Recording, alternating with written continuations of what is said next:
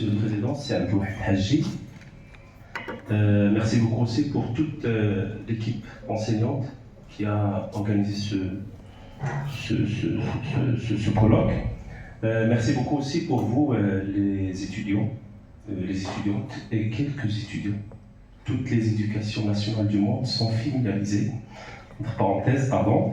Alors, ce que je vous propose aujourd'hui, c'est juste si vous me permettez, si vous voulez bien, c'est juste un regard abstrait, théorique, bien sûr non exhaustif, sur l'identité littéraire de ces nouvelles formes d'écriture dite numérique et les mutations que cela induit. J'aimerais bien commencer par un paradoxe, sans survaloriser ni sous-estimer. Le numérique participe effectivement, que l'on veuille ou non, à changer le cadre de perception de la lecture, de livres et de la littérature. Mais, un très grand mais, sans faire perdre la position dominante aux livres physiques.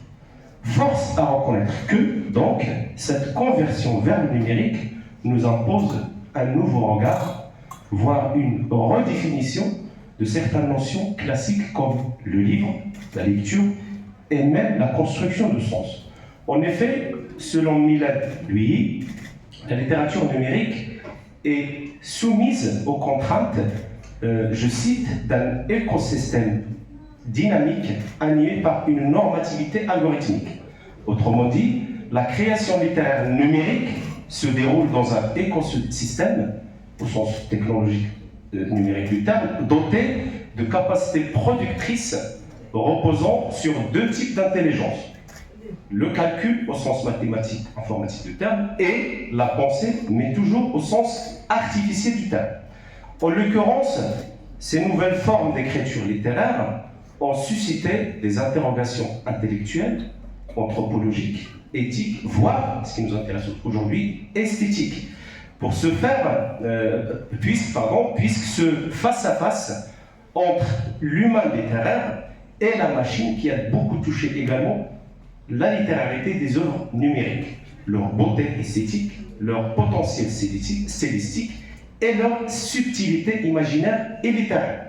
De ce fait, l'objet de réflexion aujourd'hui n'est pas du tout une sorte de supériorité de la littérature dite classique traditionnelle, mais, selon Serge Bouchardon, il s'agit, je cite, d'une spécificité cisée littéraire particulière d'une littérature qui passe par le numérique et qui renvoie à une sorte d'intelligence non humaine. Notre questionnement aujourd'hui est le suivant. Dans quelle mesure une création littéraire numérique affecte-t-elle la nature du texte littéraire, notamment sa nature esthétique et stylistique? À partir quand obtient-elle cette création littéraire, à partir quand obtient-elle le statut de littérarité? La réponse est fort problématique et polémique. Notre hypothèse est que la littérature numérique est un idéal littéraire, puisqu'il met davantage l'accent sur la sensibilité littéraire en produisant un effet et un fait littéraire.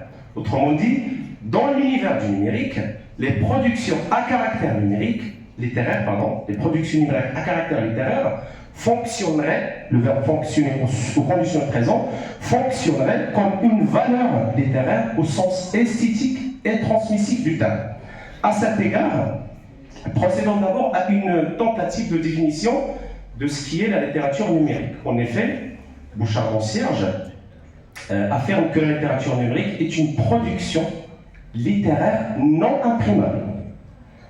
Première caractéristique, qui repose bien sûr sur l'action de lecteur en raison essentiellement des liens hypertextuels, des animations spatio-temporelles, de la génération automatique des textes toujours non imprimables, qui offre au lecteur un voyage fictif littéraire à caractère numérique, marqué par un mode de pensée machinal. D'ailleurs, la littérature numérique, d'un côté, fait disparaître l'objet textuel au sens physique et linguistique du terme, et d'un autre côté, fait apparaître un travail littéraire hybride, qui fait recours à des images, des sons, des vidéos, etc. En définitive, on est face à une littérature selon Jean Clément qui n'aura pas du tout de sens sans support numérique. Deuxième caractéristique, contrairement, c'est très compréhensible pour tout le monde, contrairement à l'aspect statique des textes classiques, la textualité à l'ère du numérique, selon Bouchardon, possède, je cite, des propriétés dynamiques. Des propriétés dynamiques qui font appel à une mise en mouvement, à une mise en jeu d'affichage sur la spatialisation, l'apparition, la disparition et la temporalité. Selon Bouchardon toujours et Clément, il s'agit donc d'une redéfinition du terme texte, puisque la notion de texte ne suffit plus, je cite, à caractériser une œuvre littéraire numérique. À vrai dire, l'hybridation des mots avec d'autres formes sémiotiques fait apparaître une littérature cynique, qui attribue au texte la dimension programmée et calculatoire, via bien sûr l'existence des liens hypertextuels. Le texte de la littérature numérique combine donc le pictoral et le visuel en transformant le texte en un spectacle qui permet aux mots de transcender leur statut signifiant. On parle donc d'un texte pour lire et regarder. En effet, la textualisation avec le numérique, selon Jean-Pierre Balp, fonctionne à la manière d'un écrivain automatique. Autrement dit, un écrivain, un ingénieur du texte, ingénieur au sens technique et le genre du terme, qui conçoit des algorithmes pour produire des textes inépuisables qui se renouvellent indéfiniment. Cet aspect génératif des textes induit une mise en débat de la fameuse théorie de Bertolt Eco, l'œuvre ouverte, polysémique par nature. En effet, dans le cadre de la culture livresque classique, lire, comprendre, interpréter une œuvre polysémique ouverte par nature est un processus mental qui se revitalise. Alors que, c'est ce qui est problématique, pour un texte généré automatiquement à partir d'une machine, quels sont les mots qu'on pourrait employer pour décrire ce qui se passe sur le plan psycho-affectif quand on est en contact avec un contenu automatique non humain, généré en perpétuelle métamorphose. Il s'agit peut-être, selon Alexandre Geffen, d'une vallée d'étrangeté. Troisième caractéristique, la modalité de lecture d'un texte à l'ère du numérique se voit également transformée. D'abord, à partir d'un clic technique indispensable, je dis indispensable. D'abord, à partir d'un clic technique indispensable, la lecture, selon Jean Clément et Evelyne Bourdeau, est devenue gestualisée, lecture gestualisée. La modalité de lecture est soumise à un parcours hypertextuel parfois inépuisable. Dans un article intitulé « Les signes passeurs », Jean Rett montre que ces indices hypertextuels sont décisifs. Il ne s'agit pas d'une clique fonctionnelle, mais également, c'est je cite, un acte de lecture-écriture. Selon Bouchardon et Clément, ce paratexte littéraire numérique a fait émerger la notion de lectacture, la lecture et l'écriture, qui renvoie à l'acte de placer un texte latent à écrire, au sens hypertextuel du terme, bien sûr, sous un texte premier à lire. Le numérique permet à la littérature d'avancer, d'établir ses propres nouvelles situations de rencontre et d'interaction entre l'œuvre, l'auteur et le lecteur. Lire un texte dans un support, lire un texte dans une œuvre numérique est une expérience littéraire expérimentale qui offre, selon Bouchardon, un nouveau rapport à la langue. En effet, grâce à la fameuse interactivité, la notion de narrativité est aussi rejouée. Dans la littérature traditionnelle, la narration est une mission exclusivement réservée au narrateur. C'est celui qui contrôle la temporalité, la vitesse de certains événements. Cependant, un lecteur dans un outil numérique serait mandaté et incité à jouer sa narration, sa propre narration, en créant son propre sens et en vivant sa propre expérience hyper-fictionnelle. Cela impliquera également une transformation radicale, selon Bouchardon, de la notion même de la fin de l'histoire, bien de récit. Ainsi, la fameuse théorisation de sujet lecteur se voit transformée. Dans une œuvre interactive, la lecture gestualisée soulève la question de l'incarnation et la présence corporelle du lecteur. Effectivement, selon Clément et Bourdeau, je cite, la tension classique entre l'adhésion et la distanciation se voit rejouer. Agir sur l'œuvre par le geste pourrait être considéré comme un facteur d'adhésion. En effet, la littérature hypertextuelle offre au lecteur la possibilité d'une manipulation volontaire et productrice, en raison de son nouveau statut de lecteur, qui se transforme en lecteur. En même temps, c'est un lecteur, interacteur, créateur. Contrairement à la prétendue passivité du lecteur qui devient, grâce aux hypertextuels, selon Jean Clément, un lecteur, oui, mais en même temps, c'est un lecteur co-énonciateur et complice dans l'élaboration du texte donné à lire. Ce principe d'interactivité est beaucoup critiqué. Le principe d'interactivité est beaucoup critiqué et mal vu au sens littéraire du terme, notamment par Jean-Louis Wisberg, qui montre que l'interactivité gestuelle détruit, je cite, la décence sacrée qui exigerait toute réception littéraire et artistique. À la lumière des caractéristiques nouvelles mentionnées, juger la littéralité de ces œuvres numériques est une question épineuse. Mais avant d'en parler, ce serait utile de faire un petit détour pour comprendre comment l'idée de la littéralité s'est construite et s'est conçue et définie. Il me reste 5 minutes, merci. D'abord, à cet égard, Georges Molinier et Alain Viala évoquent trois catégories de littéralité. La première, la littéralité générale. C'est celle qui a retenu l'attention des formalistes russes, notamment les travaux de Jacobson, etc. C'est une littéralité qui examine les caractéristiques sémiotiques essentielles d'un discours littéraire. Et selon Jacobson, c'est celle qui examine la fonction poétique de langage. Deuxième catégorie, littéralité générique. C'est celle de genre. Il s'agit d'une littéralité qui examine les contraintes stylistiques spécifiques de chacun des genres. Une pièce de théâtre, ce n'est pas un roman. Un roman, ce n'est pas un poème lyrique. Enfin, la littérature singulière. Il aborde l'individualisation, la particularité stylistique de l'œuvre en apparaissant les traits langagers significatifs de chaque production littéraire.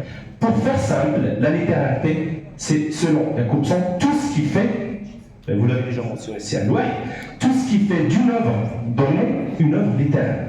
Dans le cadre de la littérature numérique, que recouvre véritablement ce concept de littéralité? S'agit-il d'une littéralité nouvelle?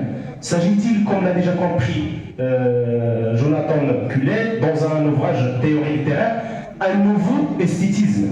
Pour répondre à cet enjeu, Bouchardon affirme que pour accorder ce statut de littéralité à une production numérique et se faire accepter, accréditer littérairement, il faut d'abord qu'il y ait un jeu habile esthétique sur la langue et une intention de créer une expérience littéraire, esthétique bien sûr, chez le sujet lecteur, qui est en même temps lecteur, récepteur, interacteur. La littérature numérique acquiert la dimension esthétique, selon Bouchardon toujours, quand il réussit, je cite, à dépasser les frontières techniques vers une immersion esthétique. En outre, Bouchardon fait apparaître aussi une esthétique de la matérialité, notamment selon l'expression de Bouchardon, l'esthétique de geste, qui est mise en valeur grâce à l'interactivité entre le lecteur et l'œuvre via l'interposition d'un calcul technologique hypertextuel qui offre au lecteur plusieurs univers de pensable et de l'impensable en s'appuyant sur le jeu d'incompréhensibilité au sens technique, littéraire, etc. Néanmoins, la surdétermination des éléments visuels, de l'effet scénique et la valeur plastique des contenus littéraires, numériques bien sûr, pourrait perturber, désorienter, détourner l'attention du lecteur dans une démarche de lecture à visée littéraire. Effectivement, l'attention du lecteur n'est pas suffisamment assurée. Selon Gervais Bertrand, le sujet lecteur est déconcerté, captivé par, je cite, c'est pas mes mots, l'esthétique de flux, d'abondance, qui envahit le contenu littéraire numérique. Autrement dit, lire une œuvre numérique nécessite non seulement une attention aux formes d'expression ou investissement, mais, je cite, il s'agit d'un dessaisissement face à un flux incessant de données. Jonathan toujours montre que devant cet élan de flux, cet élan de flux d'abondance, la création littéraire risquerait de se confondre avec des, je cite, c'est pas mes mots, des objets de consommation et donc dépourvus de la valeur et du génie artistique esthétique. En définitive, la conviction traditionnelle littéraire en tant qu'usage esthétique, poétique de la langue pourrait être menacée dans le cadre du numérique. Bien évidemment, quand l'outil change, le style change. Dans cette perspective, Philippe Boltz parle d'un déplacement, je cite, d'une littérarité structurelle textuelle à une littérarité liée au dispositif de communication. Dans le même ordre d'idée, sur la littérarité du texte numérique, Gervais et Simon Boudon montrent que la techno-textualité, entre parenthèses, c'est pas mes mots, est une pratique illittéraire, puisqu'il favorise l'environnement technologique au détriment de primants de texte. En effet, Raphaël Borané soutient également le fait que la production littéraire assistée par la machine reste en marge du champ littéraire tant qu'il ne relève pas la réalité d'un texte littéraire traditionnel ancré dans une culture littéraire ivresse. En guise de conclusion, malgré le pouvoir de fascination de l'espace numérique, un sentiment de réticence et d'inquiétude légitime pourrait empêcher une relation de confiance avec les contenus numériques, puisqu'il s'agit de repenser les codes et les conventions de la création littéraire de façon parfois révolutionnaire. Effectivement, on observe une croissance de l'écriture numérique, de l'écriture littéraire numérique, mais il n'est pas toujours suivi d'une meilleure potentialité esthétique et littéraire. On observe également que notre attention est tournée vers le flux et le geste d'étayage, ce qui induit le fait que la visée du sujet interacteur-lecteur est beaucoup instrumentale que réflexive. Ce grand remplacement algorithmique ne doit pas nous conduire à renoncer l'art verbal littéraire traditionnel. Ce grand remplacement algorithmique ne doit pas être la seule source pour satisfaire nos goûts romanesques et imaginaires. Merci beaucoup et à la marocaine, je vous remercie.